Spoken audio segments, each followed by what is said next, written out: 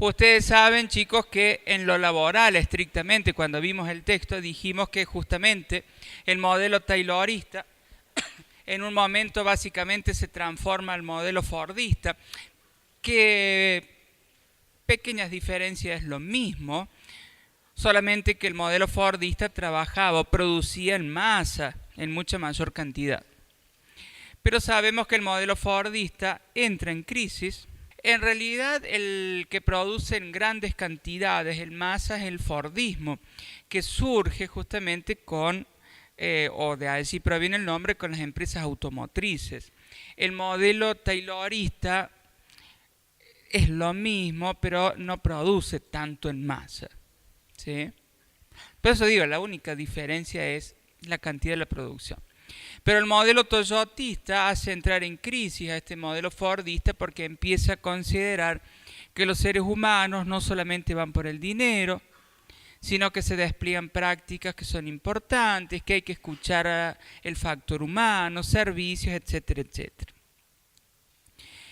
Eso y muchas otras cuestiones empiezan a hacer entrar en crisis a la psicología social. O sea, los intelectuales de la época, la sociedad, le empieza a decir, psicología social, está todo bien, pero ¿por qué no empezamos a estudiar lo que pasa en la sociedad?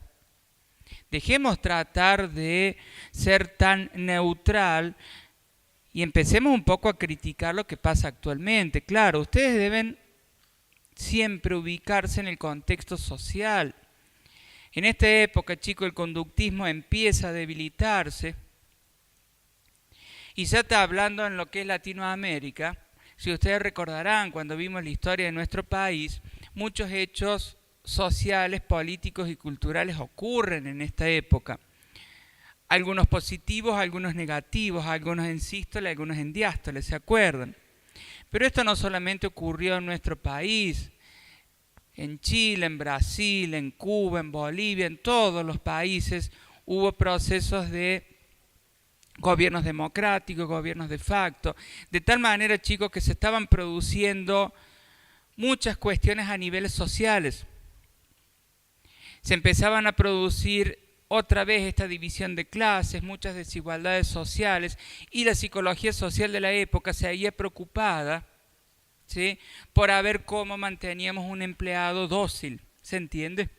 En ese sentido se empezó a criticar a la psicología social y se le empezó a pedir que se ocupara de lo que le estaba ocurriendo a la sociedad. Pero para hacer eso tenía que dejar de ser neutral, tenía que empezar a criticar. Criticar la iglesia, criticar el poder político, criticar. ¿Sí? Por eso es que la psicología social de la época entra en crisis. ¿Sí? Porque se le solicita, se le pide que deje de ser neutral y empiece a entender los cambios que ocurren en la sociedad, los conflictos que se ocurren en la sociedad. Conflictos que son inevitables, pero que hasta ese momento la psicología social no los abordaba. En nuestro país hay dos nombres muy importantes que los hemos visto en el texto de Sherman: Pichon Rivière y Blecher, ¿se acuerdan? Pichon Rivière, Enrique Pichon Rivière, fue un psicólogo social, psicoanalista, que intentó llevar los preceptos del psicoanálisis para entender lo que pasaba en la sociedad. O sea, Pichon Rivière, en medio de esta crisis de la psicología social, empieza a tratar de entender lo que estaba pasando en la sociedad, estos conflictos sociales, las desigualdades sociales. Y su marco teórico de referencia fue el psicoanálisis. Lo que pasa es que él intentó entender desde el psicoanálisis lo que pasaba en la sociedad y después por eso dice, ¿a dónde dice? Una psicología social clínica, intentó justamente proponer alternativas de solución a estos conflictos. Blecher también muchos consideran que es el padre de la psicología social comunitaria porque llevó este conocimiento a la comunidad, ¿sí? Pero el objetivo era el mismo, chicos: dejar esa psicología social de libros e ir a la comunidad y entender lo que le estaba pasando a la comunidad, ¿sí?